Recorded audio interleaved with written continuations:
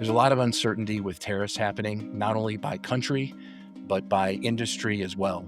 We think in this uncertain market environment where price appreciation isn't guaranteed because the trend has been broken, that investors will migrate to equity investments that have two sources of return, which is capital appreciation or depreciation plus dividends. And that really puts dividend investors in the sweet spot of the market. Dividend growth stocks have been underperforming the overall market for some time. As a universe, they look undervalued. So you have great valuation. These are stalwarts that they do well in tougher environments. So a good place to be in this time.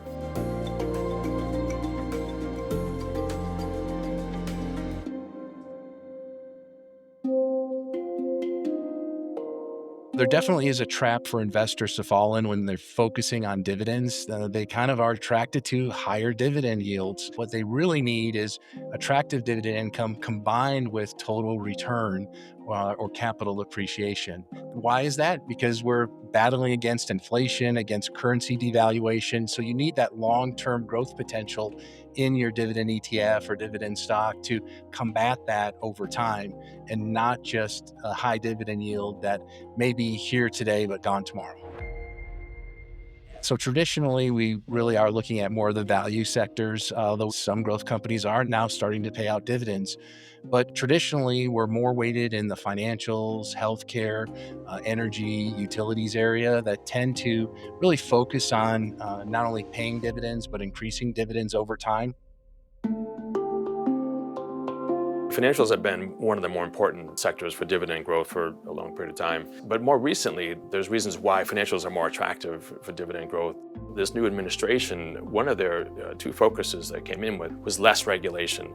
And the banks have really been suffering under that to some degree in needing to hold back more capital. So now the thought process is, that they have excess, capital on balance sheet that they can move towards, dividend growth and also share buyback.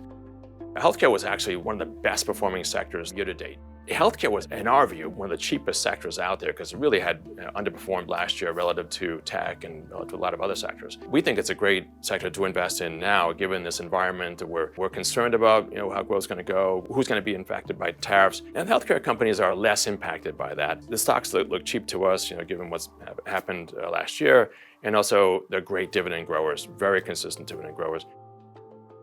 When you look at the S&P 500's tech dividend growth rate, it's not that high because so many names within technology either don't pay dividends or they're not. That's not the focus. They're spending a lot of money to get involved in technology. But a name that we like a lot more recently is Accenture.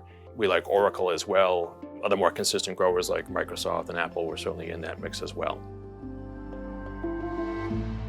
One area to be careful of when it comes to dividend investing is looking at companies that are having problems with their earnings. Ultimately, a company has to have steady or increasing earnings to pay out a dividend or even increase their dividend. So areas that are under pressure, whether that's companies or sub-industries or just industries in general, could be more higher risk and something investors need to keep an eye out. And again, the key metric would be looking at earnings, specifically earnings growth, because that's ultimately what's going to power dividend payments as well as the ability to increase future dividends. The S&P 500 yield, which many people kind of use as a core holding, has fallen quite a bit. That has now made investors start to wonder, should I be focusing on a little bit more of my total return coming from dividends?